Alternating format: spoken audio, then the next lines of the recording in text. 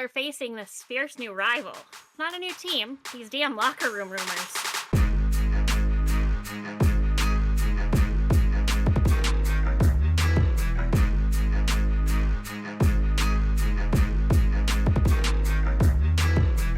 Welcome back, motherfuckers. It's another episode of Pucked Up Podcast. I'm your host, Deidre Water. Let me introduce my co-hosts. We have my bestie for the resty, the queen of the rink, the ultimate puck whisperer, Ooh, D, that's me. and the man who is more comforting than a hot cocoa on a cold winter's night, the super spoonable, Oh, accurate. and also bald, Chris. I am all three of those things. Nice. Just factual. We're just not Yeah. this. By the way, this is fresh. I was gonna say it looks like a fresh shave. So I Again, apologize for best that. life decision I have ever made is going bald. Yeah. Oh, there you go. Some men look- can pull it off, and you're one of those men. I Not look all better men. with hair than without, or I look better without But you hair. know what, Chris? I'm gonna be so real. You can't ever shave your beard. Shave your beard, though. No. No, it would not look No. good, my friend. I It would love look real you, bad. and that's why I'm giving you that advice. And it's fine because I love having facial hair. So like, Where you live, facial hair is very helpful. In yeah, the the cold Northeast, winter because months. it's fucking cold. It is It's balls-ass cold. 25 degrees right now. Yeah. So All right. And we're here to bring you all of the news, rumors, and laughs that we know y'all crave, because we crave it. We always feel better after we there will be record, because I think laughs. there's something great about laughing with your friends for a couple hours. Dude, I get to hang out with two of my best friends and talk about hockey. Right. What else could fill my heart more than that on a Tuesday Right. night? Yeah. Yeah. Yeah. Maybe if I the mean, Ducks beat the fucking Capitals tonight, but that's about well, it. But that makes one of my friends happy and the other one sad. So I'm indifferent. Mom I and don't Dad know are who fighting should again! win. Whoever wins is yay. And I'm sorry to the other person. Sending look, I've virtual said hugs to this- the other. I've said this all season. I'm not as mad at a loss if it's with an OV goal. So That's that's fair. if I'm gonna lose to An Chris, OV at scores. least let him get one in. You know what I mean? Yeah. But that would be helping Dave in fair. fantasy hockey, and we don't want to help Dave. If anyone scores on the Capitals, I'd prefer it to be Connor McMichael. But that's just Mikey's me due being for one. selfish. That's true. And so for that reason, I hope Mikey continues his pointless streak. Sorry. And it makes it even worse that we're My going own head to team. head in fantasy hockey this week, which we will Yes. definitely be talking about a little that is later. funny. That is funny. Yeah, it's an interesting week here in the Pucked Up house. Because apparently now we live together also. I mean, we all Also, might as We live well. with Dave Could you already, imagine? We might as well you guys in too. Could you imagine how fucking fun that would be? Oh No. yeah, Dave and I were like, if we ever win the lottery, we'd build like a content house or like compound where, because I'm we're in. all significant adults in our 30s. You had me at so compound. have our own homes, but then have an office building or something. Where Dave we straight up said, all "Let's of our start a shit. cult." Let's start a cult. Well, yeah, Not a cult. Not a cult. Legal that's reasons how I get it's him not to a cult. agree to it, and then we take that away Yes. before. We dangle the carrot. And we throw it Exactly. away. But we're a We're good like, kind even of if we cult. just We all won't live hurt next door to anyone. each We all just want to hang out. Yeah. Right. What is your cult But- about? You want to hang out? Yeah. All right. Cool. You're in. Yeah. Yeah, exactly. I'm just super excited about a cult. Yep. That's it. It's Yep. great. It's fun. You're It'll be a good you're time. like 30 Cults are seconds great. ahead One of me in those the game, cults so where we all have sex with each other, though. That won't Judging be by the your requirement. reaction, No. in 30 seconds I'm about to be happy. Anywho. Let's get into this, though. First, as always, we have some exciting news from the PWHL, and maybe some gaslighting. I don't know. We do have gaslighting, in fact. We do indeed. Y'all have been Why gaslit. don't you take over and tell us all about The that? PWHL is gaslighting us. Without any notice to anyone whatsoever, the 3 stars of the week are now being presented by Shark Beauty. It went from Shark Ninja, which I know because we shouted out their shit for weeks on end. And now Yeah. it's Shark Beauty, which I'm still happy What to is shout Shark out. Beauty? I'm looking it up. Shark has like their version of the Oh, it's Dyson their Airwrap. hairstyling. Still, even better. I just put It one of these makes on my wish list on sense. Amazon. It makes sense. I would love it. I would love one. However, do not act. It says that the 3 stars of the week presented by Shark Beauty Canada are announced each Monday. No, they are not. This is the first fucking time. PWHL, do not gaslight me. I have the videographic evidence to say otherwise. We have proof. We We have have fair. proof. if there's one thing I learned, it's always get proof. Fucking With John that said- Carlson.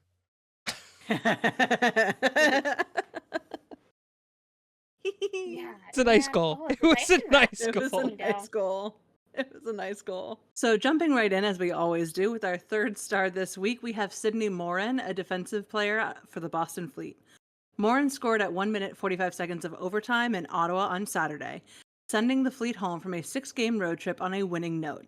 Boston's Hannah Brandt carried the puck to the goal line at the right of Ottawa's goalie Gwyneth Phillips, and the Fleet's Shea Maloney drove to the front of the net, attracting 2 Ottawa defenders and clearing the slot for Morin's 35-foot wrist shot, her 5th shot of the game, inside the post to Phillips' left. The goal was the second of the game for Morin, who scored only once in 24 games during the PWHL's inaugural season. The tally was somewhat more conventional than the defender's first goal. At 15:55 of the opening period, Morin had charged the goal crease, gained position on the charged defender, Zoe Boyd, to sweep the puck in from 3 feet out. With 2 goals, 1 assist for the season, the 29-year-old Morin is within a point of matching her 1 goal, 3 assist point total from 2024 with the Fleet, who split a pair of 2 goals, or 2-1 overtime decisions for the week, and who do not play again until January 22nd. Our second star this week is Corinne Schroeder, a goalie for the New York Sirens. At Prudential Center on Sunday, Schroeder stopped 28 Toronto shots to collect her second consecutive shutout and helped the Sirens squelch the Scepters 1-0 in overtime. Schroeder, the first PWHL goaltender to ever post consecutive regular season shutouts and author of the only 2 shutouts in the league this season, also turned 26 saves into a 5-0 conquest of the Frost at Minnesota on January 4th. She has stopped 64 consecutive shots since Ottawa's Katarina Mrazova scored at 6:53 of the second period in a 3-1 charge victory on December 29th, and has mounted a shutout streak of 156 minutes and 44 seconds. The 24-year-old Schroeder also helped the Sirens withstand 9 consecutive oppositional power play opportunities and pull into a tie for third in the PWHL standings. Her 1.86 goals against average leads the PWHL, and with a 5-2-0 record, Schroeder is tied for the league lead in victories with Minnesota's Maddie Rooney. Her .935 save percentage shares a league top spot with Ottawa's Emerence Mashmeyer. And last but not least, a name we all know and love, our first star this week is Marie-Philippe Poulin, a forward for the Montreal Victoire.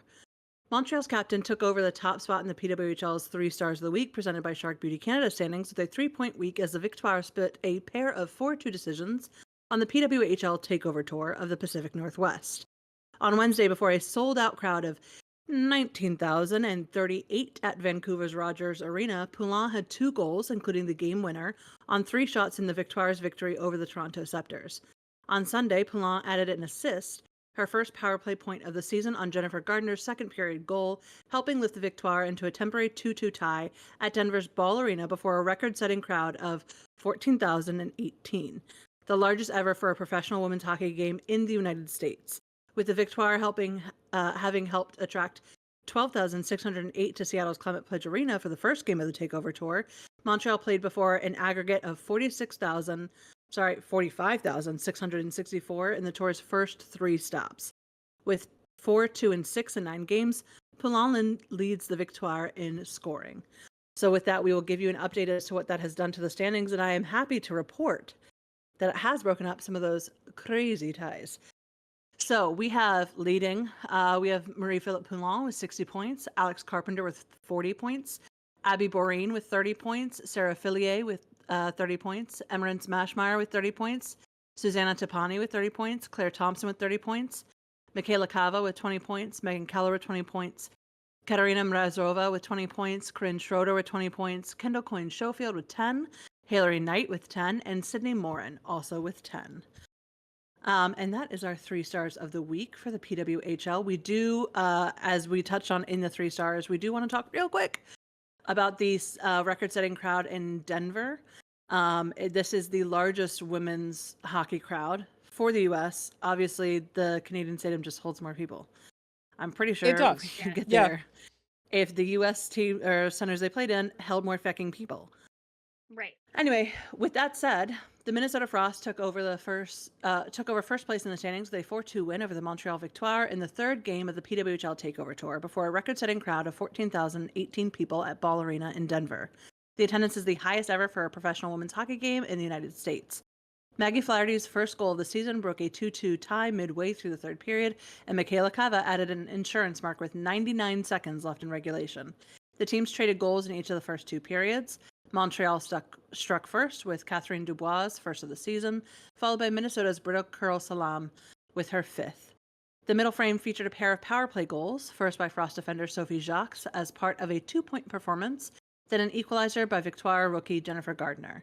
Maddie Rooney made 21 saves in the victory, while Elaine Cooley suffered her first loss in 3 starts for the season for the Victoire, turning aside 25 shots in the defeat.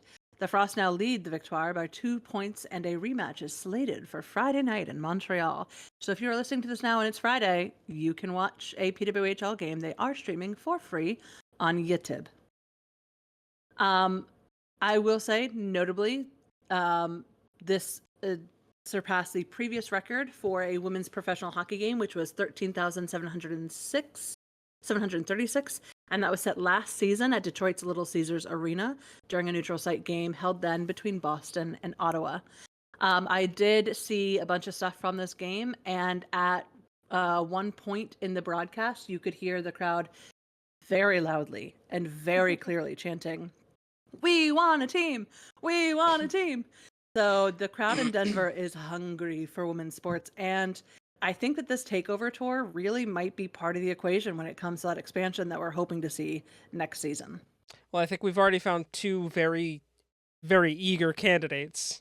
Yes. Right. So, because it was popping in Agreed. Seattle.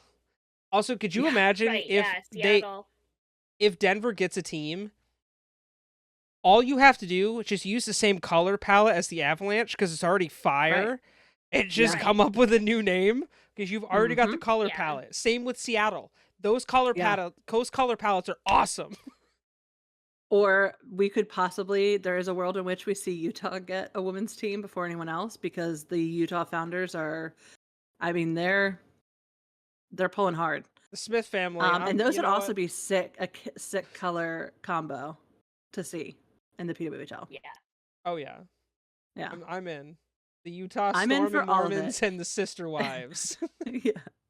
I'm in for literally all of it. I can't wait to see who gets announced as the other 2 teams for the PWHL. I'm super excited. I think that this PWHL tour, takeover tour, as I like to call it, is really, really doing something to grow the sport in a really natural way. And even with that, like the stats, they're still getting hella people at games. And as I sent something to Right. our group team or our group chat earlier about the attendance for several men's stadiums, and these girls are putting up more attendance numbers than some of the guys, and that's impressive. More people went to see this game than people go to see Sharks games. Yes. I made that joke last night on my live stream on watching Monday Night Raw. I was like, oh, they're like sold out. I'm like, that's the first time that building's been sold out in a while. The San Jose Sharks are not Bad. doing so Yeah. hot. Yeah, they're real Yeah. bad. Yeah. Yeah. I mean, we can't all win all of them. No, we can't, can we? Some of us have to. We'd be like miserable. to. Yeah. Yeah. I mean, I'd One love day. to too, but Could you imagine, how though, if can someone I? won all 82 games That would be in the insane. NHL? That would be so insane. Dude. The It's so closest between insane. the NBA and the NHL, I think, is the Golden State Warriors, because both have the 82 games. Mm, I think Golden State's the close. I think they went like 72-10 or something like that. So could you imagine an NHL team doing that? yeah. That would be that would be crazy. Right. That would be nutso. 2022, 2023 Boston Bruins went 65 and 12. That's pretty good. Pretty good. Then they got eliminated first round. Well, That's funny. that's fair. Shots fired. It's happened to the Wild so many times, though, so I Yeah. really shouldn't laugh. So let's switch gears and leave the ladies behind for a little while. We love our ladies, but we're done talking about them for tonight. Let's get the lowdown for our 3 NHL stars of the week. Yes. Who's We been do have lighting those. it up on the ice? Thankfully, this week we don't have 1,014 fucking stars and this and that. We just got the 2. First 20 I'm minutes happy. of the podcast last week were Dude, just it the was stars. It was just a lot last week. You didn't It have was to so edit much. that. Yeah. You didn't have to say Well, it. and it was a lot the week that I It was did a it. lot. It was a lot. You know, Yeah. so I was like, Jesus.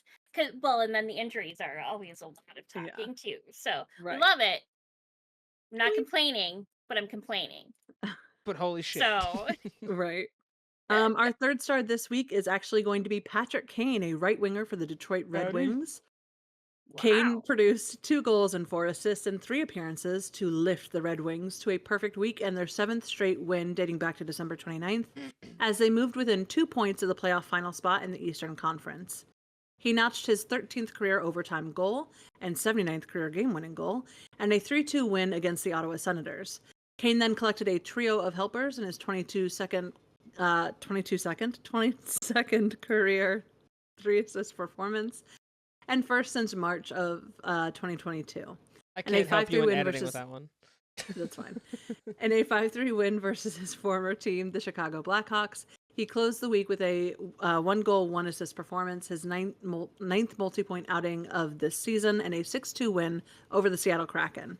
The 36-year-old Kane, voted one of the 100 greatest NHL players. I thought for sure that was going to say hottest, and I was like, well, during the league's centennial celebration, has registered 10 goals and 17 assists through 37 total games this season, with nearly half of those points coming during a 7-game streak that aligns with Detroit's current unblemished run. With our second star, we have Jordan Stahl, a centerman for the Carolina Hurricane. I don't know why I always add man to it. It's just a center. Stahl paced the NHL with 5 goals and 2 assists in 4 games to power the Hurricanes to a 2-1-1 week. He factored on both Carolina goals, totaling 1 goal, 1 assist, and a 3-2 loss to the Tampa Bay Lightning. He then scored his 4th career hat trick and first since April 10th of 2022 versus Anaheim, and a 6-3 victory against the Toronto Maple Leafs. At 36 years, 121 days, he became the 3rd oldest player in franchise history to record a hat trick behind just Rod Brind'Amour and Ray Whitney. Stahl added 1 goal, 1 assist during his career, including his 44th career game-winning goal and a 2-0 win against the Vancouver Canucks, before being held off the score sheet in a 3-2 overtime loss to the Anaheim Ducks. Shout out to Chris. A night that saw his oldest brother, Eric, have his number 12 jersey raised to the rafters of Lenovo Center. And if you listen to our TikToks or YouTube shorts, you might hear more about it. Wink, wink, nudge, nudge. The 36-year-old Stahl had placed in 42 games this season, his 19th in the NHL, compiling 9 goals, 14 assists for 23 total points, while ranking 8th in the league in both faceoffs won with 435 and faceoffs taken with 800. I was ranting about that game in the in our group, like our chat there that we have, and I was like, Carter Gauthier is a savage. Oh, that was that game? Nice. Yeah. He ripped off 2 goals in that game after putting up a goose egg against Philly. Everyone His talking old shit, team. and then he's like, ha, fuck y'all. Here's the game like, winner in listen, overtime. I was just a little sleepy last night. Yeah, no, he's doing good. He is our actually first doing really star. Yeah, our first star is Connor Hellebuck, a goalieman, if you will, for the Winnipeg Jets. Hellebuck became the. So weird. I just had to, and that was the dumbest thing I've ever said. I think on this fucking podcast. No, it's not. Well, it's debatable. You let us know in the comments down below what the dumbest thing I've ever said What's is. the dumbest thing he's ever said? I actually don't. I don't want to know. Yeah, I don't really want to know either, to be honest. Yeah, please but don't. we'll see. Hellebuck became the third fastest goaltender in NHL history to reach the 300 win milestone, going 2-0-0 with a 1.00 goals against average, a .960 save percent, and one shootout to help the Jets pad their lead atop the Central Division. He made 26 saves, including 11 in the third period, to record his 300th career victory in a 5-2 win versus the Nashville Predators. At 538 games, Hellebuck became the third fastest goaltender to achieve this milestone, behind only Andrei Vasilevsky and Jacques Plante. The reigning Vezina Trophy winner then stopped all 22 shots he faced in a 3-0 win against the Colorado Avalanche to earn his league-leading sixth shutout of this season, tying a franchise record he established in 2017-2018, very dope to beat your own record, and matched in 2019-2020. The 31-year-old Hellebuck has appeared in 34... Wait, so that means he's done it twice. Yes. How could you beat your own record twice, man? That's crazy. The 31-year-old Hellebuck has appeared in 34 total games this season, topping the NHL in wins with 26, goals against average with 2.02, save percentage with .928, and shutouts with 6. He is seeking to become the fifth goaltender in league history to finish a campaign as the leader in all 4 categories, a distinction previously achieved by Plante, Ken Dryden, Bernie Parent, and Bob Frost. Him. And those are my reports. I mean, I think I mentioned it at the beginning of the year. I asked you guys if you think that Hellebuck could go back to back as a Vezina winner, and I'm just gonna put it out there. His numbers are kind of fucking crazy this year, like with how good Winnipeg is. It's dude. Shout out to Hellebuck for being a stud. Shout out to Connor. That's it. Back to you, Danger. Well, thank you. Now that we've covered the stars of the week, let's talk about something that's coming up here in the near future. With the Four Nations Four Nations Face Off, is that what it's called? Mm-hmm. That's what my brain is remembering. Yep. That are being held in Montreal and Boston next month. We've got where you can watch them on TNT, ESPN, and ABC in the United States, and in Canada, Sportsnet and TVA. For any of our Canadian listeners, you can watch these games on those channels. So in Montreal, February. What?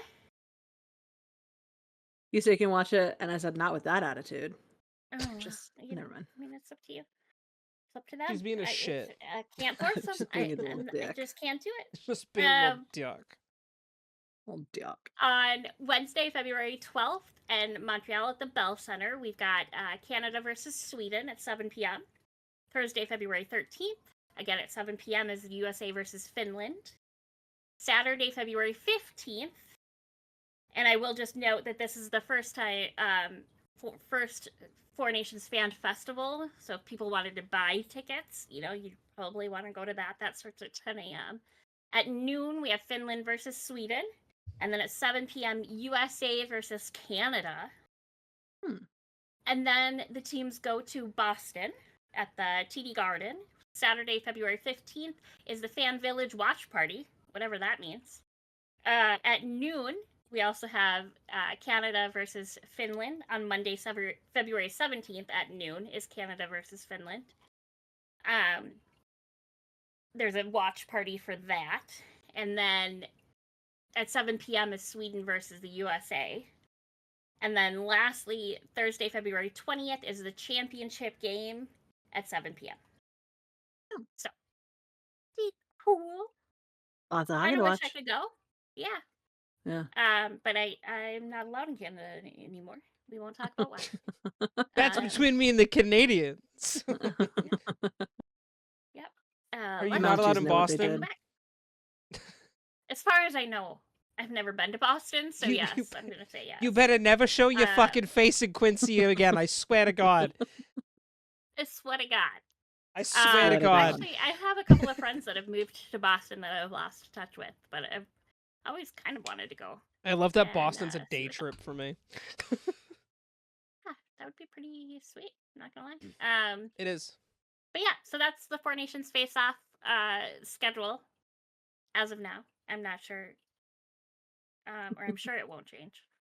We Well, do have the you never know. rosters too. Do we want to go through the rosters? We could go through the rosters. I don't know that we've Yeah. done the official rosters. We have I, not. we talked about it. We didn't get a chance to. Also, I bet you Yeah. one country that Canada's happy to not see in this tournament is the Czech Republic. Yeah. I could read that for her if you'd like. Go for it. So yeah, if you want to, go ahead.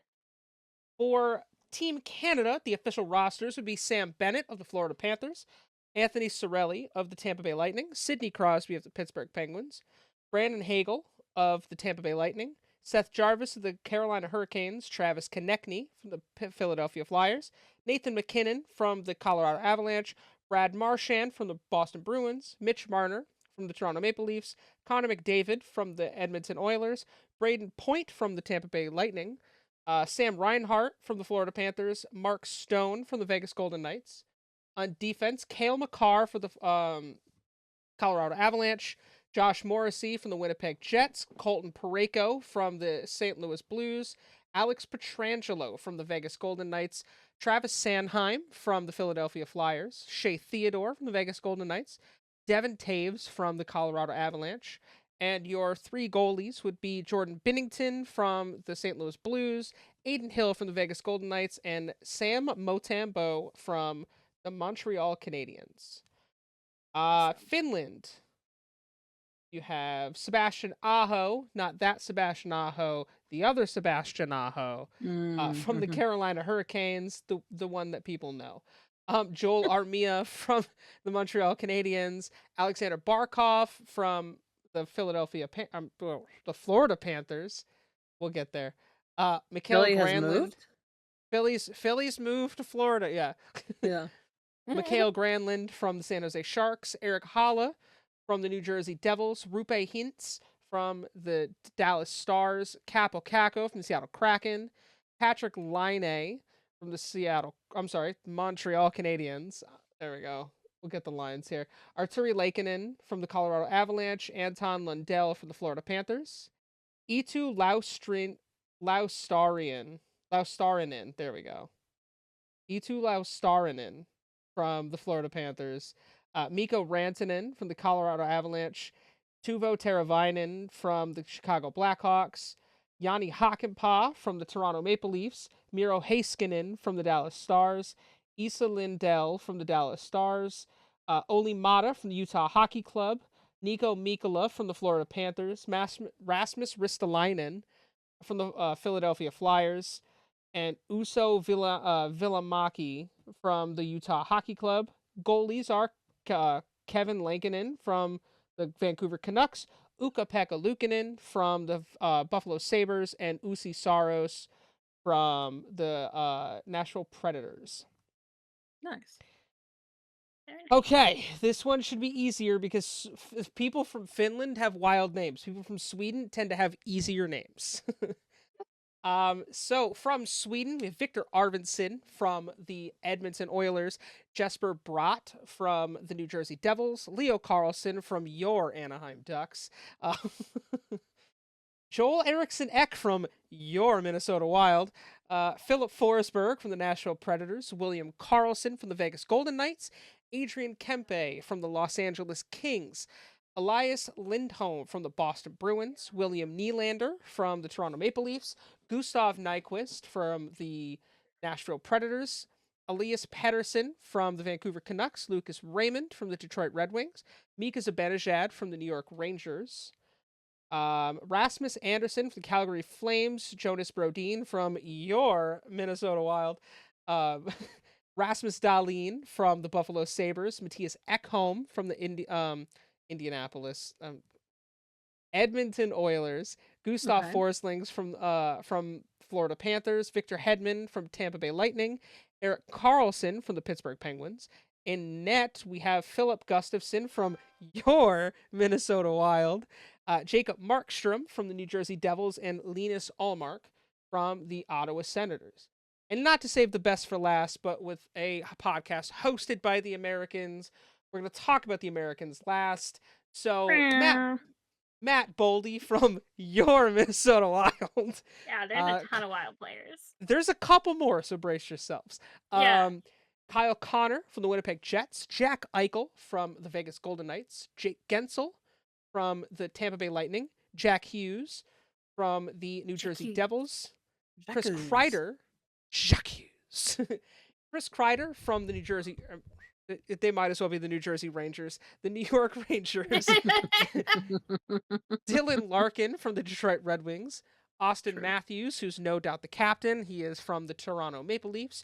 JT Miller from the Vancouver Canucks. Brock Nelson from the New York Islanders. Brady Tkachuk from the Ottawa Senators. Matthew Tkachuk from the Florida Panthers. Vincent Trocheck from the New York Rangers. Defense, we've got Brock Faber from your Minnesota Wild. I think there's still 2 more.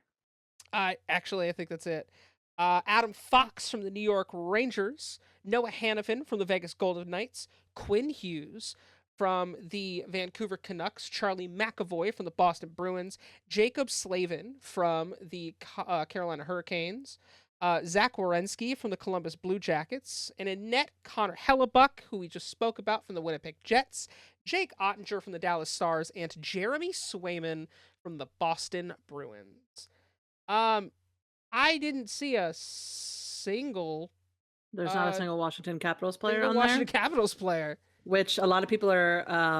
There was a lot of commentary after these rosters came out because Tom Wilson was on like a hot streak point wise, and people are like, "Oh, I bet they're punching the air right now." I'm like, probably not actually, but I mean, he should. I mean, I think he would be helpful for their team. Yeah. But I'm curious as to what the vibe is. I mean, what is his points total this season so far? A lot.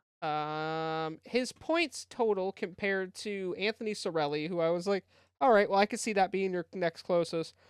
In 40 games, Cirelli has 36 points. In 43 games, Tom Wilson has 33.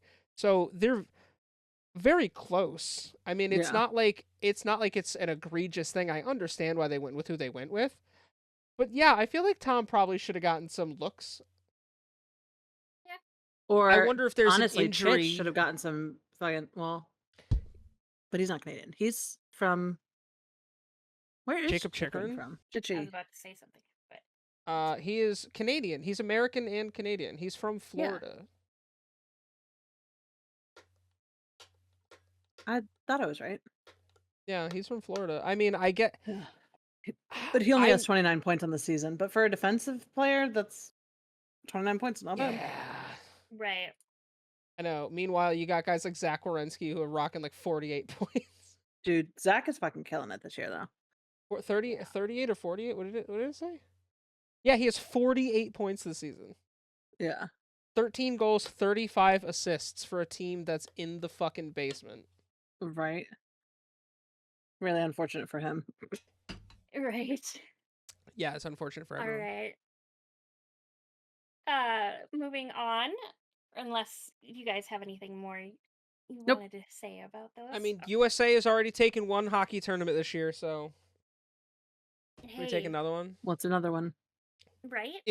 If we win the Four Nations face-off, you will see a fucking giant bald eagle fly across our screen next at the end of that whole tournament. That would be the end of the whole tournament. Just yeah. Yeah. We're gonna have Snoop. Anyway, we're gonna have Snoop riding in on a fucking horse. Yeah. Right. I love how how America so many can we people make were it? like, how did he become like the United States' mascot? I'm like, because he's Snoop. And you during the notice Olympics, not a you know? single Double fucking G. person opposed it. No one said anything negative. Nobody- We're all like, it yo, just it's Snoop. It just happened because he's Snoop, and it's fine. Like the fact that he made affirmation songs for his grandkids that I like know, they're so schools listen cute. to. They are I might start fun. listening to I them. like Fuck. them. Yeah. Yeah. Oh, Uncle On a Snoop. really, really bad day, they're nice, you know? Dream Blunt rotation just has to include fucking. Oh, Has to include yeah. Snoop. Although Yeah. Snoop, I feel like Snoop smoke everybody out the water. Oh, probably. Moving on from that, we've got the updates on the NHL quarter century teams. We So I'm do. We have gonna a couple more toss teams that have come out. the puck back over to D. Yeah. So what's Sauce that going on beauty there? right over. Yes. So the next group that released their list was the Pittsburgh Penguins, announced on January 9th that their first team would be consisted of Sidney Crosby, Jake Gensel, Yevgeny Malkin, Sergei Gonchar, Chris Letang, and Marc-Andre Fleury. The second team is Phil Kessel, Chris Kunitz, Mario Lemieux, Brian Dumoulin, Brooks Orpik, he's a Capitals player, and Matt Murray. Sorry, I just forgot about that, and my brain Forgot was like, Matt Murray won 2 Stanley Cups in fucking Pittsburgh. no, forgot that Brooks Yeah. Orpik Oh, played Brooks for both Orpik Pittsburgh played. and Caps. He did. He did. I've seen a lot of people giving shit that My cousin named her kid after Brooks Orpik, so I'm that's very actually aware pretty cool. who he played for. So a lot of people are giving shit to Pittsburgh for not having Mario Lemieux on their top I was line. gonna say, yeah. In the last 25 years, he played 5 seasons with the Penguins. I would argue that everyone in this list has done significantly more in the last 25 years for the team as a player than Mario Lemieux. I'm a But big it's Mario guy, Lemieux. but it's also your quarter century team. I know, but it's Mario. So I get the criticism because it is Mario Lemieux. However, I also understand that, yeah, if you're talking about like performance during this period of time, then yeah, he's not top line at that point. I wish Brian Dumoulin Right. would do all that shit in Anaheim Well, hey, there's still time. for us to do Ye of even little worse. faith. Next up, the Winnipeg Jets announced that their lineups. We have our first team: Ilya Kovalchuk, Mark Scheifele. What? Ilya Kovalchuk, the guy who never played a game for the Winnipeg Jets. Oh. Yeah, I was like, did I say it wrong? I'm pretty sure that's how you say Kovalchuk. No, it's Ilya Kovalchuk. Never played a single game for that franchise. He's their first forward. We also have Blake Wheeler, Dustin Byfuglian. Bufflin. No, I'm gonna pronounce all them letters. You got them for a reason. Josh Morrissey and Connor Hellebuck, who I believe we have seen on this list before. Hellebuck? No, not on this list. Yeah, never mind. Second team: Kyle Connor, Nikolai Ehlers, Brian Little, Toby Enstrom, Jacob Truba, and Andre Pavlek. Yeah. He's there too. Hey, it's like There the shout out Jacob Truba the duck. I know. Shout out to Truba, who have we gotten New York? I can't remember who all we did. No, we have not gotten New York. No, we haven't gotten yet. New York could do the funniest fucking thing here. Put Truba on. them, yeah. That would be great. Next up, the Calgary Flames announced their lineup. First team, of course, Johnny Gaudreau, which I think is incredibly appropriate. Yes. Jerome Ignala, Matthew Tkachuk, Mark Giordano, Robin Rager, and Mika Kaprizov. Kaprizov. Shout out Jerome McGinley. Yeah. Yeah. Michael Backlund is starting our second team. Craig Conroy, Sean Monahan, Rasmus Anderson, Dion Phaneuf, and Jacob Markstrom. Round out I that understand. team. See, for me personally, Johnny felt like a more of a fit first team with Calgary because he played most of his career in Calgary and posted some of his best numbers there. So that made more sense to him being first team in Columbus personally. I still would have put him first team in Columbus too, just out of the respect of it all. But he obviously was more of a contributor. Very clearly to Calgary. Yeah. Yeah. Philly Flyers were next up with their team picks, which I actually have this man's jersey in my closet. Simone Gagny. Gagne. That's how you say it. It's in French. Gagny. Gagny. Yeah. The So accent. he always pronounced it Gagne. I know. She's like, but he's Also fucking fair. wrong. No, he's not wrong. That's also how I say it. Gagne is also correct. Claude Giroux, Mike Richards, Eric Desjardins, which that is also the correct way to say it. Kimo Timonen, Roman Chukmanik. Those ones get a little iffy. They got all those extra syllables in there, or those extra symbols. Danielle Briere, Sean Couturier, Jacob Voracek, Chris Pronger, Ivan Provorov, and Brian Boucher. That is your second team for the Phillies. Third team that fucking Pronger's been a part of here. Dude, he's on so many. Third and team, lastly, as of time of recording, we have the Boston Bruins who announced their lineup today.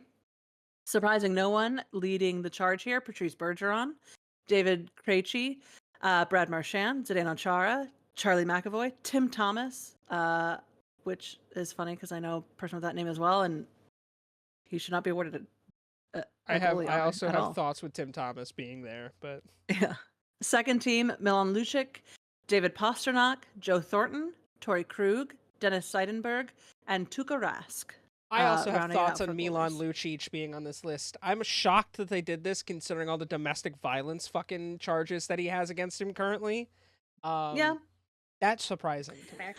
I'm actually not that surprised because much like the NFL, they like to pretend that, hey, if we don't say anything, you guys won't remember. Yeah. Right. I mean, this happened last year. Yeah. Oh, I know. Yeah. That's very fair and very upsetting. I hadn't seen that he had made the list, so.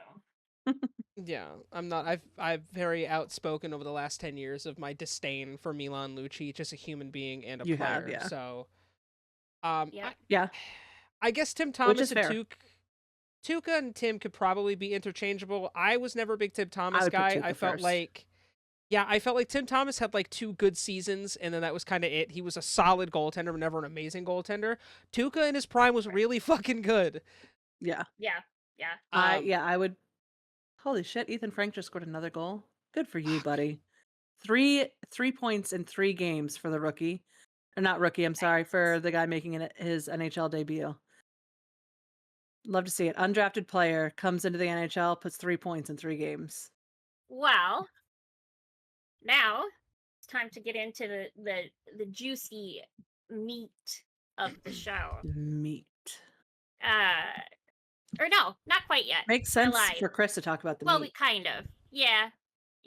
This ties with the question of the week, so it's still the juicy meat of the show. But before we fully get into it, and I'll let Chris ask the question of the week at the end of his little bit, but he's going to introduce. What is this drama rumor that I'm hearing coming out of Boston? Let's just say that there is a certain WEEI radio host that likes to start a lot of shit. His name is Rich Keefe. And then double down. Yeah, he has been. Yeah, he's been talking about this supposed drama in the locker room for the Boston Bruins between David Pastrnak and Brad Marchand.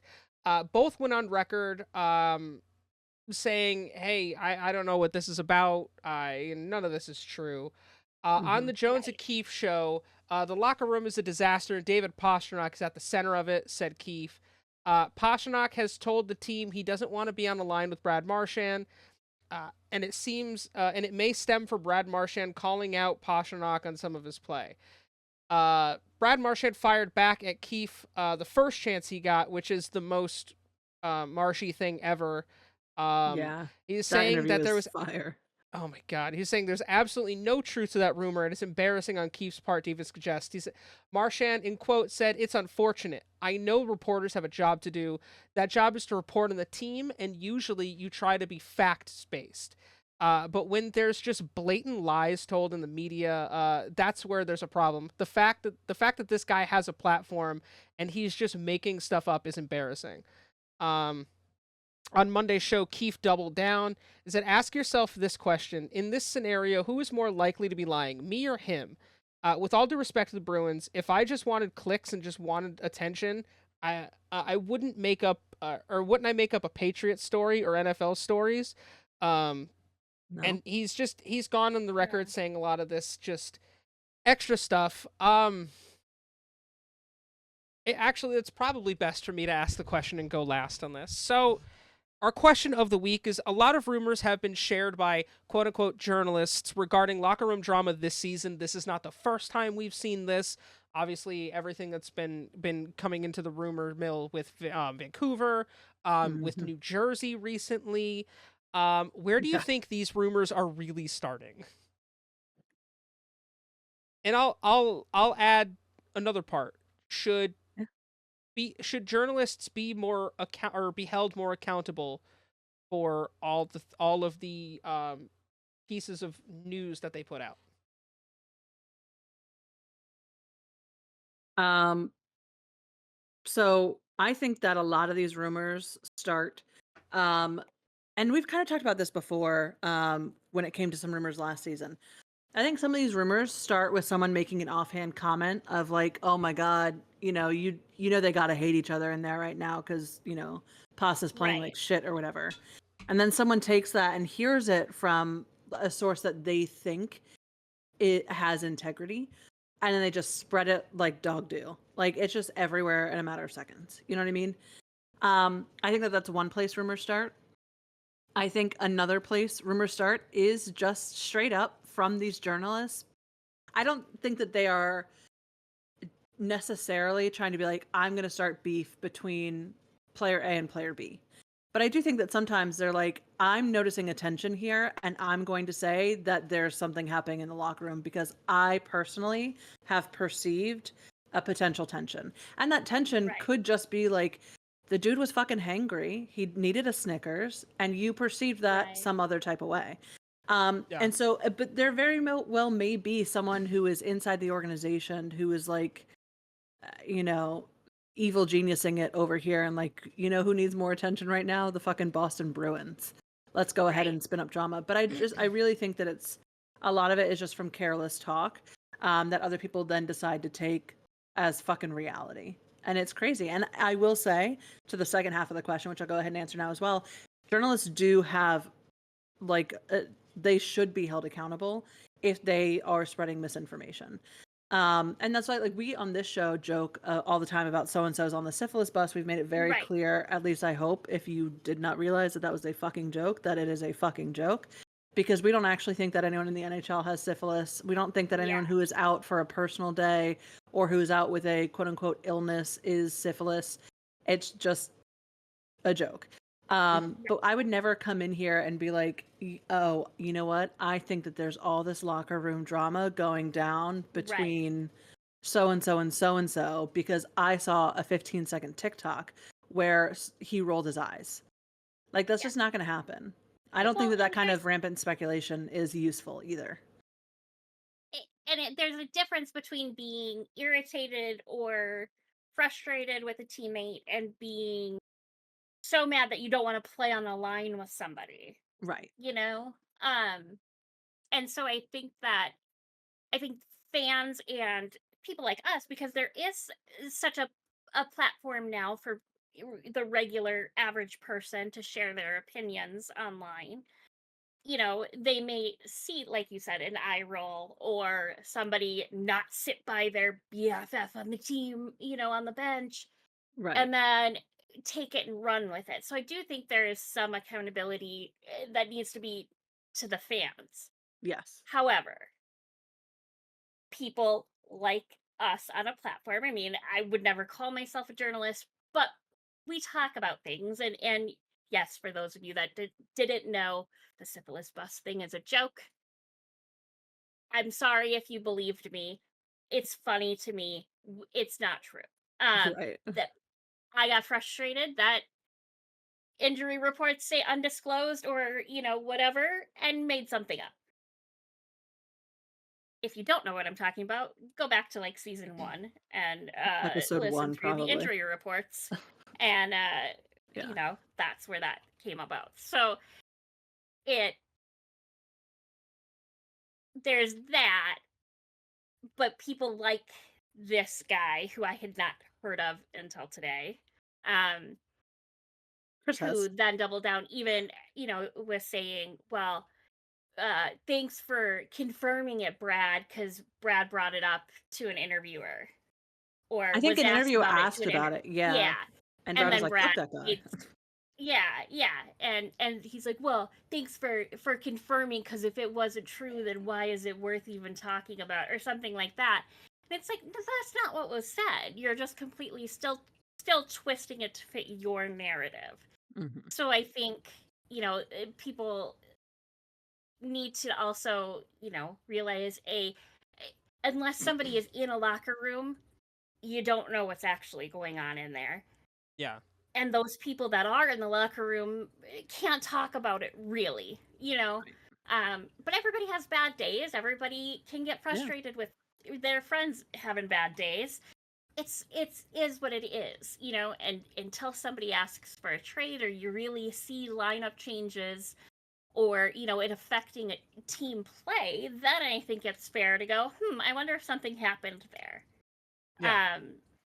Well, and it's also one thing to speculate, to be like, I'm noticing a lot of like errant passes. They seem to be frustrated with each other. I wonder if there is some drama there. To say it as like, I wonder if, is very different than to say there is drama. Pasta Yep. is the reason for that drama. His Right. teammates hate him. Like, those are two very different things. Right. Exactly. Well, So, and I'll tell you why you're not familiar with this name.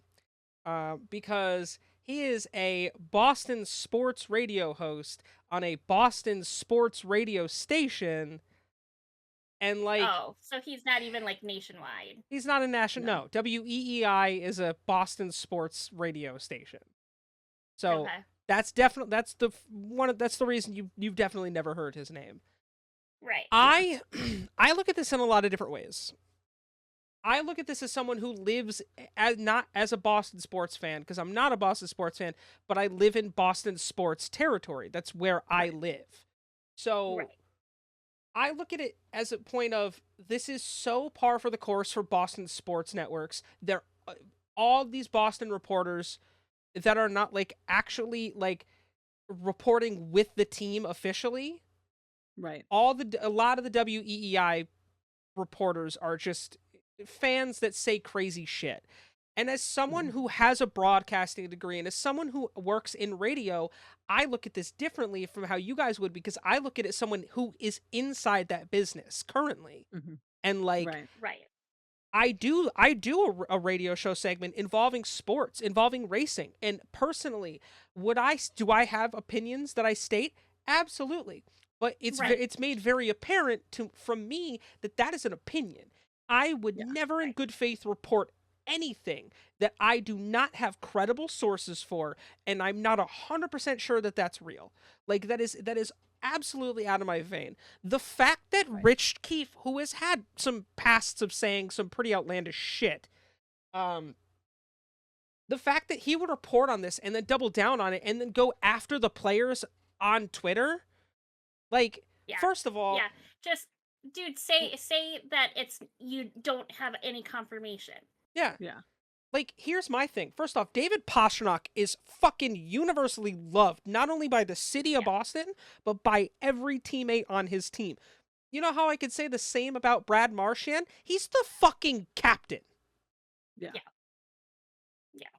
And Also, and if you ever they're looked seen at their together, they hang out. Yeah, Like, go look at they're their on social good medias. terms because they have an off-ice relationship too. Didn't was it Marchand's wife or Pasta's wife just went on after this came out and like shared a bunch of pictures of them hanging out over the last couple of years I think it was to be Marchand's like, we're clearly wife? fucking I think it was Marchand's I think it was wife. Marchand's wife. Yeah. And just say what you want about Brad Marchand, but overall, like, whether or not you find him a clean or a dirty player, Brad Marchand seems like a really fucking good guy. Yeah. I'll say this about Brad He's Marchand. so funny. He's fucking He is hilarious. so funny. He's cleaned up his act a little bit lately because I think he realized he's too old to be getting involved in that kind of tomfoolery. Being the most suspended player in history and of the NHL. His mom Yeah. is if you think Marchand is good at making TikToks, his mom is better. Oh She my recently God, was on Bruins she? Media. and she is a fucking gem of a woman. And that's what I'll say about Brad Marchand, is that his mom is Yeah, a gem of a woman. she That's recreated amazing. Marchand, and then he responded with, Yeah. "Yeah, this is just accurate, though." Yeah. Like, he didn't even deny it. She goes, "No, it's pretty spot on." Yeah. But He I was like, like, no, that's right.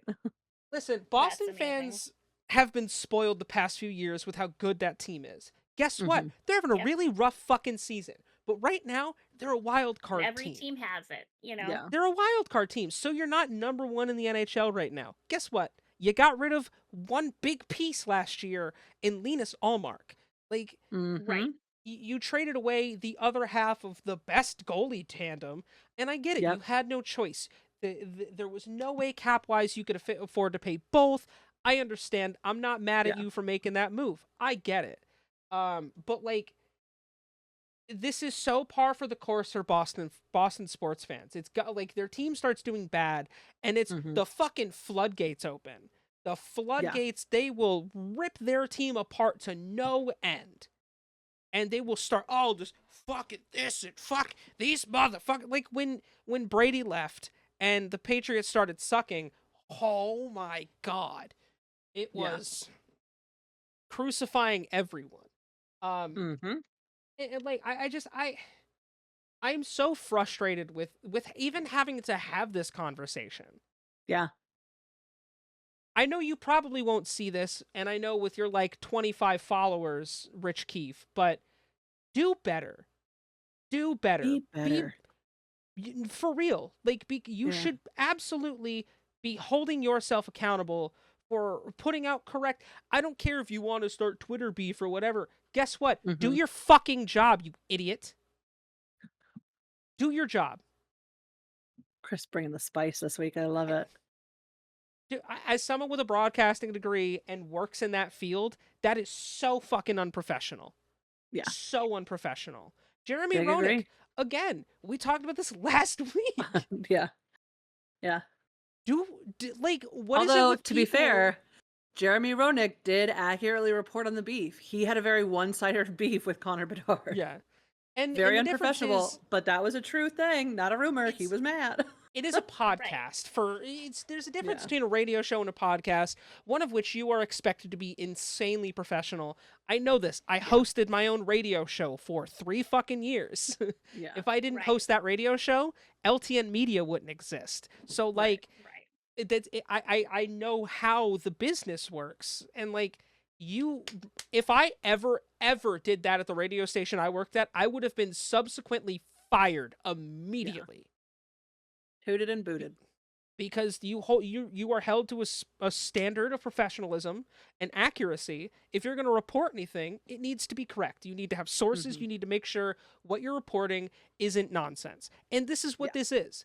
Until I hear from someone like Elliot Friedman or Pierre DeBrun or like from the Boston organization themselves or the players, this is fucking idiocy to me in Yeah. my head. Yeah.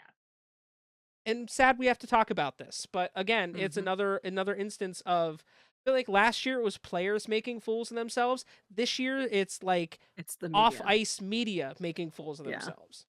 Mm-hmm. Yeah. So Yep. Yeah, and it's just the unfortunate thing. Like it's one thing to say something on a radio show or a podcast or technically close enough to the same. And then it's another thing to say it there, double and triple down and say it again on Twitter, and you're just adding fuel to the well, fire. going of after the this players rumor. too. Like Mhm. he went after Yeah. Marshy on Twitter for Yeah. no, and I'm like, dude, Yeah. stop. Right. Because the second you do that, you're either going to get loved or hated by so many fans Right. and other players. And that's not the name you want for yourself if you're No. trying to report hockey news. You know, you'd rather have if you're going to be recognized for anything, be recognized in a positive way than a negative way. You know what I mean? I'm just laughing because I have on this podcast before said that Sidney Crosby has a very punchable face. However, Sid, You know come what, on the though? show. But like You're at the end of the day, you're wrong, not gonna. and I like Yeah. Sidney Crosby. As He's an incredible player, but there is just something about his face that's punchable, and I'm sorry, my guy. Right. Like that's Yeah. people have faces. But it also Phil Kessel you're- looks like a cop. he he has does a look cop like Kessel a does cop. look like a cop. But Kessel like does you look like a cop. also have a different look at Sidney Crosby being a Capitals fan. So for you, it's very known that anything you say is purely opinion. And if you Oh, ever had the 100%. chance, you're not going to punch Sidney Crosby in the face. I would never. I would So- never. To be very clear, I would not. Well, right. Milan Lucic, Oh, I'd Well- beat the shit out of Milan Lucic. that's a different conversation. But Sidney Crosby, your face is safe. You're fine, babe. You're absolutely fine. I just it upsets me that this is It the is. level It's very of upsetting. stuff that comes from WEEI, and this happens all the time. And like Yeah. Right. Boston fans, they just take it, and I'm like, Boston, you deserve better for sports radio network. You deserve Agreed. you Right. deserve better for your network. Mm-hmm. And this Yeah, is coming from so, someone who you has know- been in that market my entire life. So Yeah. Right. Yeah. Hopefully, it's something that he gets furtherly held accountable for, and we can fucking not go through this anymore. Like, Yeah. I and feel it's much just- it's better now, dumb. thank It's you. Why? You're Why welcome. continue to do it? You know. exactly. Well, thank you for that juicy nugget and your spicy take. I loved in our pre-show notes chat, like going back and forth. Chris was like, I have very strong opinions on this matter. I think that's exactly what I said too. Is I have Yeah, very strong you did. opinions. Getting into the naughty boys of the week. We have 2 new fines, no new suspensions, but for an incident that occurred on January 9th, we have Nick Cousins fined for elbowing Jacob Bryson, and he was fined $2,083.33. I love when that, like, the fines, there's no, anyway, I won't go into that. And then on Monday, the 13th, Adrian Kempe from Los Angeles was fined $5,000 for slew-footing Connor McDavid, which we had just had that slew-footing against Burge that we talked about last week. Yeah. That ended up in the suspension. So it's, interesting. Normally you don't see slew-footing that frequent, like, or that close together. Not counting the $5,000. Well, no, I could probably do that math. Okay, the total, because I like to update the totals now and then. We have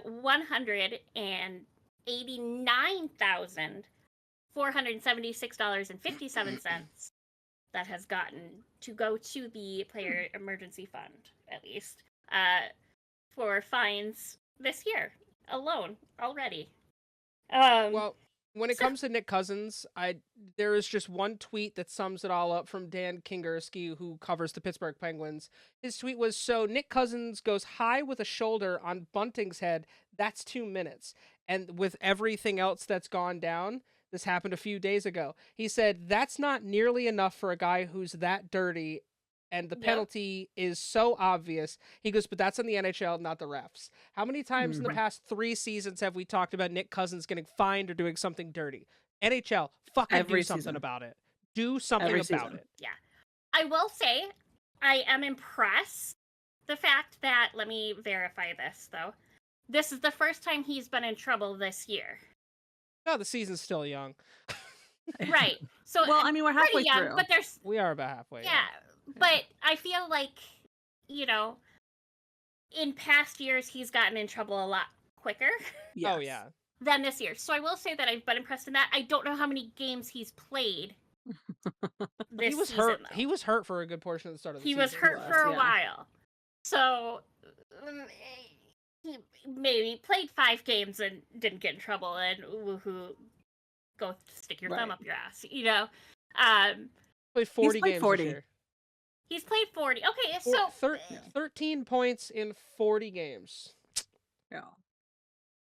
okay, No wonder he's played for 40 so is many not a- teams. ton. How many games has each team played? His So far. team so far has played. They've played 40 games. Yeah. Oh, okay. So he's played in every played game. I every thought he one was hurt Yeah. for a while. I Must've think been it was last a different Cousins. year. It might have been, or it Yeah. might. Anyway, it doesn't matter. There's the other So good cousins on spelled differently, yeah. good on him for not getting in trouble until now. However, fucking stop it, dude. Yeah, I'm sick of fucking cut talking out. about you. Probably be more productive for your team, my guy. True. You might have more points. You know. You might not have played on 7 teams in your career. Just saying. Yeah, you want to talk like get some drama going about players. Talk about things that you can back up evidence Yeah. of, like him being a pain in the ass of everybody. You know. And then goes True. high on Michael There's Bunting when they evidence of play the that. Penguins, and then Yeah. he's like, come on. Right. But anyway, it happens. People do stupid shit. It is what it is. For our injuries now. So for Anaheim, we have an update on Brock McGinn, who is out with a lower body injury, still on IR, now expected to be out until January 28th. That was updated today. A lot of these were updated today that I'm going to talk about. If they're not today, I'll tell you. For Boston, we have an update on Hampus Lindholm. He's on IR, expected to be out until at least January 20th. Charlie McAvoy, undisclosed. Gonna make my joke here, and I'll preface it that it's a joke. He's on the syphilis bus. But he is on IR, expected to be out until at least January 20th. Mark Astlik, upper body injury on IR, expected to be out until at least January 18th. For Buffalo, we have Yuri Kulich, lower body. This was updated Wednesday of last week. On IR, expected to be out until at least January 17th. For Calgary, we have update as of Saturday the 11th. He is out with a knee injury, expected to be out until at least January 23rd. For Carolina, these first two were updated today. So we have Frederick Anderson out with that knee on IR, expected to be now out till February 8th. William Carrier out with a lower body injury, expected to be out until at least January 17th. Updated yesterday, Tyson Jost is listed as day-to-day. For Chicago, we have Craig Smith with a back injury listed as day-to-day. Connor Murphy, as of Saturday the 11th, is out with that groin injury. On IR, expected to be out until at least January 16th. And updated on Friday the 10th, Laurent Brossois on IR with that knee injury, expected to be out until at least January 20th. For Colorado, these first three were updated yesterday. Samuel Girard, upper body injury on IR, expected to be out until at least the 16th of this month. Miles Wood, upper body on IR, expected to be out until at least January 18th. Valerie Nikushkin, lower body, expected to be out until at least February 7th. And those are the three updates there. Everybody else was updated before last week. For Columbus, Sean Monahan with a wrist injury on IR, expected to be out until at least January 30th. Boone Jenner with shoulder injury on IR, expected to be out until at least February 22nd. Justin Danforth, lower body injury on IR, expected to be out until at least January 20th. For Dallas, and this was updated January 8th, so just last week, the day after we recorded. Mason Marchment, he's got that face injury, expected now to be out until at least January 28th. For Detroit, we have Jeff Petrie, undisclosed, riding that syphilis bus on IR, expected to be out until at least January 23rd. Alex Lyon, upper body, expected to be out until at least January 16th. For Edmonton, and these updates came over the weekend, Alex Regula with a knee injury on IR, expected to be out until at least January 30th. And Evander Kane update with his knee injury on IR, expected to be out until at least February 22nd. For Florida, these updates came Sunday. We have Jonah Godoyevich, upper body not on IR. He's just expected to be out until at least January 16th. and Aaron Ekblad, undisclosed, also riding that syphilis bus, which also, that usually, they probably all have the fucking flu, because let's be honest, the colds and the flus are going around right now. But he is expected to be out until at least January 16th. Nobody new or updates for Los Angeles. We just have Drew Doughty, who is still out.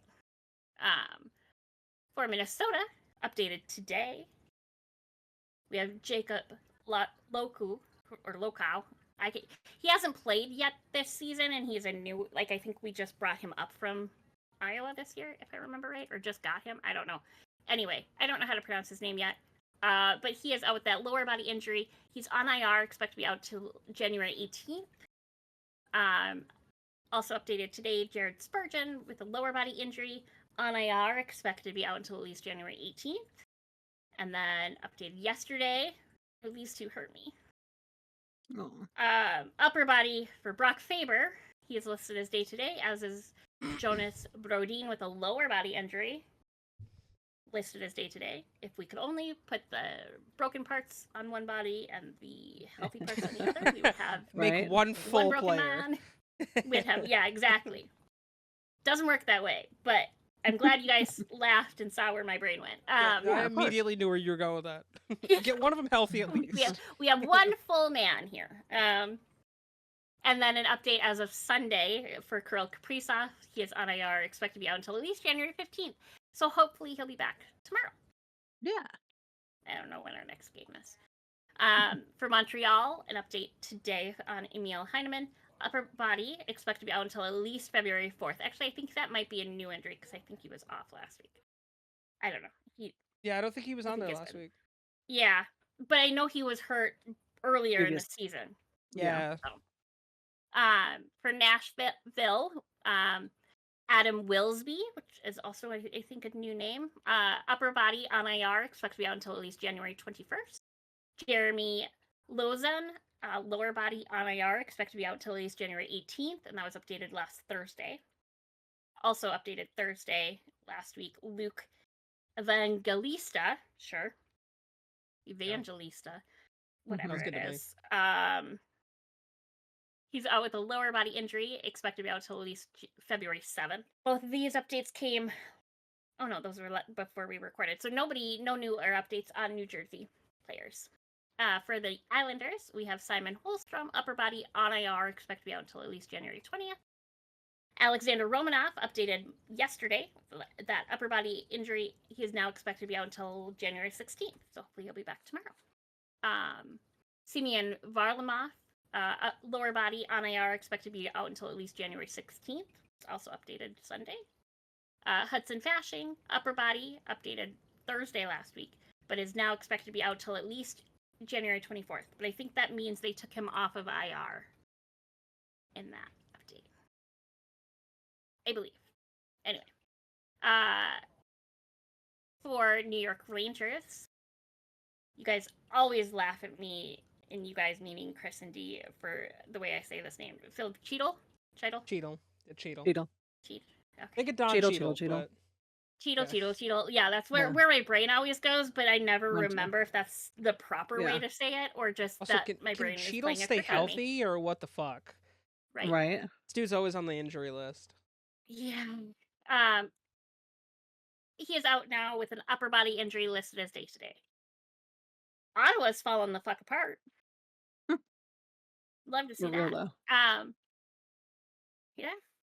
We have Michael Amandio with a concussion on IR, expected to be out until at least January 19th. David Perron, back injury on IR, expected to be out until at least January 19th.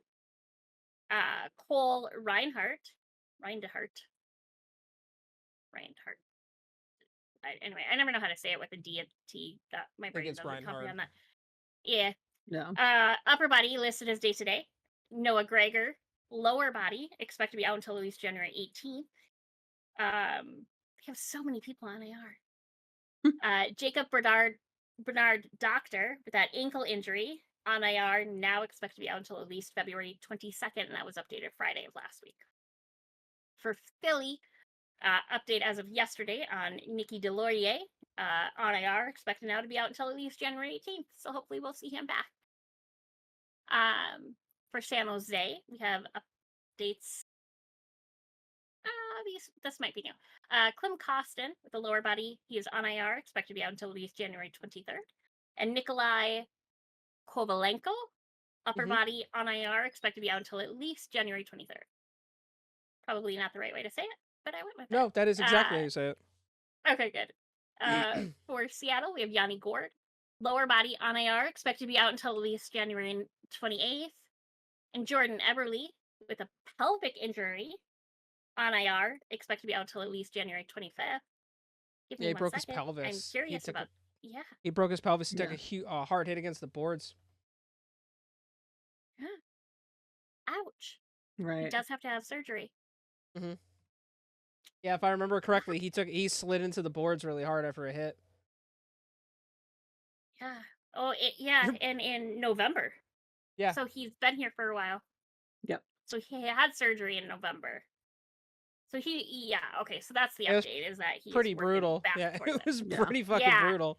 I didn't remember him that being on the Yeah, he's been on there. like I remember him being on it. I don't know that it was listed as pelvic before, because I normally think it that might have makes been it lower very well- body. Lower body, and then Yeah. they finally said what it Yeah. was. Yeah. Yeah, because he broke Okay. his pelvis. Yeah, because those weird, when they finally change it to a more specific thing, I go, Right. why? What Like, happened? Or, Why you like this? like looking up the face injury, Right. and it was the guy that got the skate to the face or whatever. Anyway, or the stick when he sticked himself. I think that was the one we looked up last week. Yeah. He high sticked himself.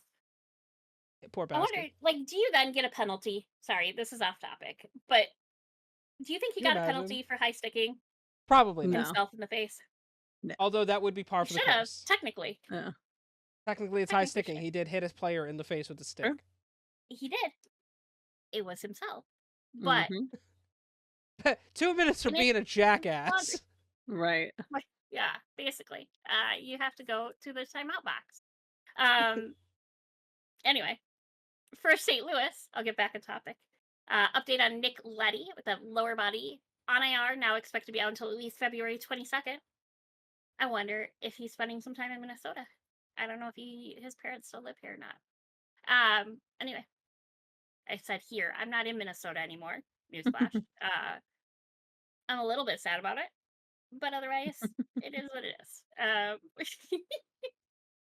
But I still apparently think I live there, as my brain. Anyway, Tampa Bay, Brain Point. My ADD is apparently all over the place, even though I took my Adderall. Love it.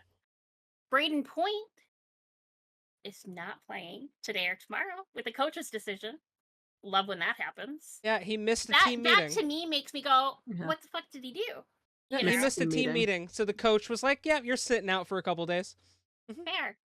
They're really big on I don't team know meetings about in that. Tampa. That's a Real shitty thing big. to do. A lot of people though are like they're important. There's a reason why I scheduled it. You should be there. Yeah. Right. Yeah. Especially Well, in a right. professional No, that's setting. what I'm saying. Like, Yeah. but talking about like the Keith thing, start a rumor about fucking something that to me is evidence of Yeah. somebody being shitty. Talk about And that. Yeah. And Talk I about shit that- know that directly because that was a thing that was sent out by the NHL network. I got on the app, yeah. on the NHL Yeah. app. But yeah, it was because he missed it. He missed a team meeting, so he's sitting out tonight and tomorrow. Love it. Jackass. Yeah, that's what you get, dumbass. You're one of the high priority players on that team. Nice. Right. Congrats. Yeah. Or at least like call and say, hey, I can't make it to the meeting and this is why. Like treat it like any other fucking job you would, What do you Call call out it? Sick, Anybody yeah. else would get suspended or something. Anyhow. For Toronto, we have Yanni Hakanpää, knee injury. On IR, now expected to be out until at least January 29th. Jake McCabe, as of Saturday, this was updated. Upper body on IR, expected to be out until at least January 16th. For Utah, we have Dylan Gunther, whatever it is. Gunther will always be the way I pronounce. No, it's Guenther because there's an N in there. Anyway, doesn't matter. Gunther. Dylan, Gunther. whatever the fuck your last name is out with a lower body on IR, expected to be out until at least February 2nd. Robert Bortuzzo with a lower body on IR, expected to be out until at least January 16th, which is the update there because he's been on the list for a while. Mhm. Dakota Joshua with a leg injury on IR, expected to be out until at least January 18th. So he should be coming back soon because he has not played very much this year. Anyway, from what I remember. For Vegas, we have Jack Eichel is out with an illness. Illness is also qualified for the syphilis bus joke if you're new. Beep He is listed beep. as day-to-day. Honk honk, motherfuckers. For Washington, we have Charlie Lindgren, upper body on IR, expect to be out until at least January 18th. He has a concussion. And that's He was pulled by spotters. He got someone push player into him. One of those like sort of freak accident things. And they pulled him sucks. for a It was concussion. another so, Minnesota guy. He was around Yeah. the area that I let, Twin Cities suburb. But yeah, it looks like he was just placed on Saturday. It was during the game. Oh, so he's in that watching period. He's Yeah. in protocol right now, probably. Yeah, Mhm. he's Because they're really strict on protocol. Okay. Yeah. Because he took a minute to get off the ice and he got up and was like messing with his neck. Yeah. And then the concussion spotter was just like, you don't look right. I'm gonna you have to come off the ice. Yeah, which is fair and probably a good thing. Yeah. So, and I do like that they make them, Take it serious, spend some time off the ice. Mm-hmm. That's a good thing. But yeah, he's also a Minnesotan. No updates on anybody else on the list. We still have Sonny, TJ, and Nicholas, which no. Yep. For Winnipeg, we have Mason Appleton, lower body on AR, expected to be out until at least January 20th. Holy buckets. We have Vladislav Nemetsnikov. Yeah, Nemetsnikov, you were. yeah. Close as Yeah, I'm gonna you get. You're got pretty it. close, You yeah. got it. Yeah. My brain did not want to really. But okay, I'm glad I did it. I did it, guys. You I did. did it. You I were did it. about 99%. ice You were cream. dead on. It was nice. Yeah. My brain saw the last name and went, "What the fuck?" And then it What went, "No, the you fuck can write this- this up Yeah. enough to pass." This isn't words. But he is out with a lower body injury, expected just to be out until at least January 16th. And then one that was updated last Tuesday, which is the day we record. So just in case it wasn't mentioned, we have Colin Miller with a neck injury, expected to be out until at least January 20th. And that's who is broken at this very moment. Nice. But yeah. I forgot I was hosting for a second. I was waiting for one of you guys to fucking talk. It's my turn. It's still. your turn. Yeah. However, I'm gonna pass that puck, the microphone will say, over to Chris for our fantasy league update and our trivia question. Well, and then obscure player of the week. So I'm just gonna toss it to Chris for a while. Just fucking let me take the reins, boys. Fucking Yeah, you Yeah, might as right. well- Kick back, relax. I'll take a nap and I'll see you guys at the end of the show. Sounds good. So, Chris, what do you got for us? Week 14 has wrapped up in the Fantasy Hockey League. The scores from last week go: D got a win over Matt, 116-72. Marcello continuing to actually look good in a lot of his games, won over John, 121-94. I may or may not have given him some suggestions. Drew beat Dave 100-80. Wes beat Danger in a nail biter 93-92.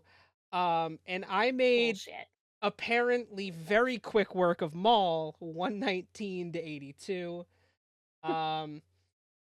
Your playoff picture still is the same. It is myself, D, Drew, and Wes. Those are your top 4 teams. Week 15. Where are we at? Week 15, our current. John and Matt are facing this week. Dave and Marcello have a matchup. Drew and Danger are going up against each other. Wes and Maul, and then D and myself. It's real bad for D. It's D. real bad right now. It's right I now wanna talk about it. 38-1. My goalies have me -3 on the night. Your goalies have struggled the first couple days. Yeah. The good news is It's only Tuesday right now. So as of time of recording, we got a There's whole still a week. chance. You still got like 5 more days. Yeah. But I don't know what the schedule is going to look like the day this comes out, or what the points are going to look like. You will find out next week, though. But yeah, I mean, what is it's starting to get pretty close in that mid-pack area. I'm excited to see the consolation brackets for the other 6 that don't make the playoffs, because that bracket's going to be probably real fun. There's a lot of teams with a lot of good players. It's just, getting everyone to do well isn't always easy when it comes to, Right. fantasy hockey. It's not like NHL 25 where I can control everyone. Right. Yeah. I get you. But move on to our trivia question. Yeah. Let's do it. Okay. One of our favorite players for us to talk about, a certain Jaromir Jagr, had a very long career in the NHL. Can you tell me how many teams he played for? And for extra points after, I want to know which ones they were. Well, he played for the Caps for a very brief time. Yeah. How many teams? He played for the Penguins. Yeah. He played for Well, tell me the number first, and then we can what you think the number is first, and then we can go through the teams. 4. No. 3. 5. No. Higher. 17. Lower. 7. 32. D a little higher. You're almost there. 8. You're gonna fucking I don't Price think is you Right played it. this shit. Keep We going. are. Yeah. 9. Correct. 10. Okay. Now can you name Can the you teams? edit that so we So both got many. it first try? That would be Yeah, great. right. Thank you. I appreciate it. So you've got the Capitals. You already said Yeah, Capitals, Penguins. Capitals, Penguins. I think I just remembered him playing for the Penguins. I could see him playing maybe in Iconic Boston, jersey. Boston Bruins. because I remember him in black and yellow. Mhm. So Penguins, Uh-huh. Boston.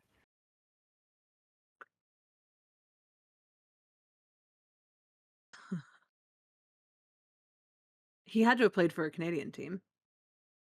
He did. The Jets? No. Flames. Yes. Okay. The I rest are don't 4 out of either of 9. them are Edmonton. The rest are American. Yeah. LA. No. Anaheim. I wish. No, but I thought he played for a California team. He didn't. I should have started naming teams. Yeah, because okay, so let's think. I know he was up in the Northeast for a while. So, New York, one of the New York teams. Which one? Rangers. Yeah, Yes. we'll go Rangers. And technically he was up in that area one more time. Technically? Yeah, he played for Philly. another team in that Whaler? area. Philadelphia. Philly. Okay. Okay. There's still another one in that area. New Jersey. Devils. Devils. Okay. Now you just have Good 2 call. more. He played in Dallas for a hot second, I Mhm. think. It Yeah. might have been longer than that because I No, he hate Dallas. played in Dallas. Just missing one more team. Florida Panthers. There it is, number 9. Nice job. 9 teams. I would have gotten Florida. I remember he played for Florida for a hot minute.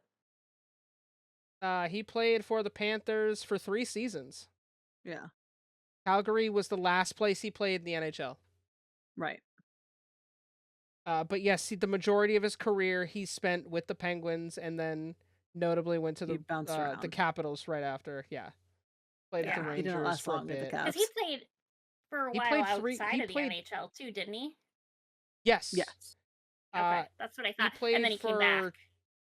Yeah, he played for like 3 seasons after he left the Rangers in the KHL, and then came back to the Flyers. But he played 2.5 seasons with the Rangers, or not with the Rangers, with the Capitals before trading to the Rangers, and then played 4 seasons there. He only played for like a year or two for Dallas, I think. Yeah, He did played recently say 34 sorry 34 to Caps games. fans for sucking while he played for you. I do remember seeing that. Yeah. Yeah, I mean 48 points. Well, compared to the numbers he was posting in Pittsburgh, yeah, significant drop off. Yeah. He was over 90 points in the last 4 seasons with Pittsburgh. Oh, I'm sorry. In all but 1 season, he's had over 90 points. Wow. Yeah, isn't that crazy? Yeah. I figured that was a good one because that one's tough because it makes you think. It's That like, was a good wait, 9. Holy shit! How That's many a lot. teams did he really play for? 9 teams. Yeah. He's Right. played for a team in Right. every That's division. a lot. Wow, good for him. That's interesting. And both yeah. countries. And both countries. He's only played for 1 Canadian team. Yeah.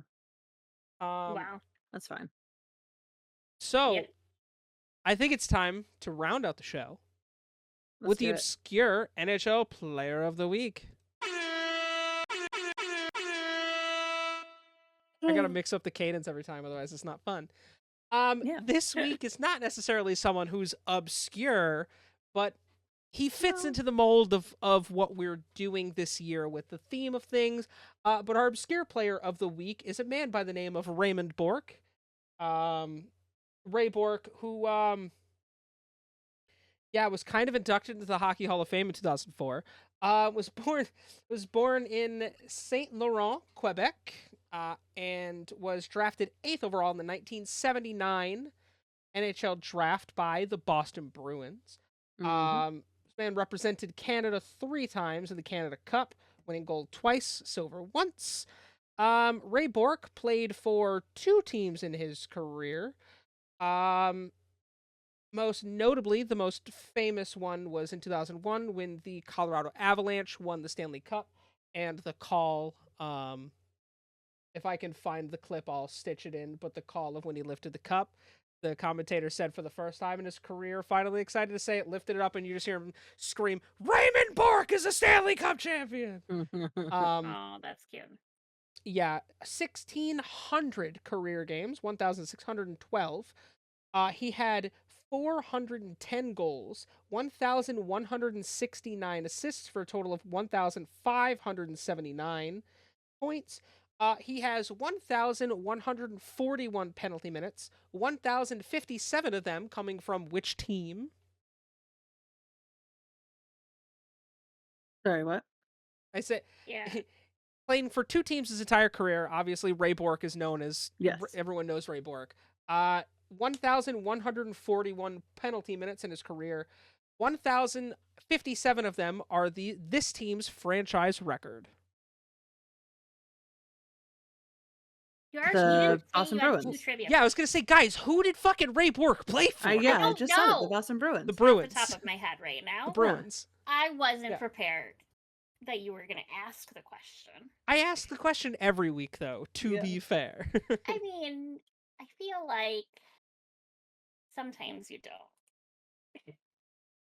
But yes, Or in I just all but don't 2 have- seasons in his lengthy NHL career, he played for the Boston Bruins, fair. where he is the where he is the team leader in penalty minutes. He is also, whereas he has a whole bunch of stats. He is also, along with being the franchise leader in penalty minutes, he is the all-time Bruins career leader in games played with 1,518, assists with 1,111, and points with 1,506, also ranking 4th in goals, and first in assists with a single team of any position, along with the fact that he's won the Calder Memorial Trophy. He's a 5-time Norris Trophy winner, King Clancy Award winner, won the Stanley Cup. Clancy? Like the King Clancy.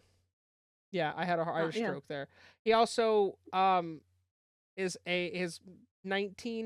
made 19 consecutive NHL All-Star games. Obviously inducted into the Hall of Fame in 2004. Ray Bourque, you are not obscure, but sir, you are a team leader in penalty minutes, and I salute you for everything you've done for the NHL. Don't actually know what he's doing now. I believe he's doing work with an NHL team. I know he owns a couple I know he owns a couple restaurants in Boston. Nice. But yeah, shout out Ray Bork, who is our not so obscure NHL player of the week. Yeah. Very nice. Thank you, thank you.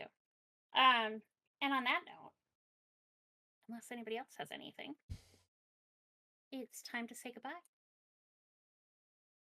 And we want to thank everybody for coming out. And I want to say a big thank you to my two incredible and underappreciated by me sometimes co-host Dee and Chris for bringing the laughs and the spiciness today. We all love. Yeah, I got a little hot, but Uh, you know, you got a little hot, and that's all right. We like some it. things You know? need to be said. Some things need to Yeah. be said if no one else is going to say them. True. Yep, I agree. You can find us on all of your favorite podcast platforms.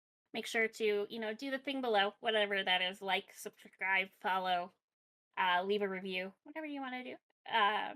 Let us know what you think about the question of the week, the spiciness about Yeah, we journalists. definitely want to hear your takes on that. Like, I want to make Yes. sure we're not in the minority here of like this is bad for the Right. sport. You know. Yeah. Yeah, I agree. And until next time, remember to keep your sticks on the ice, your eyes on the puck, and we'll see you next week in the face-off circle.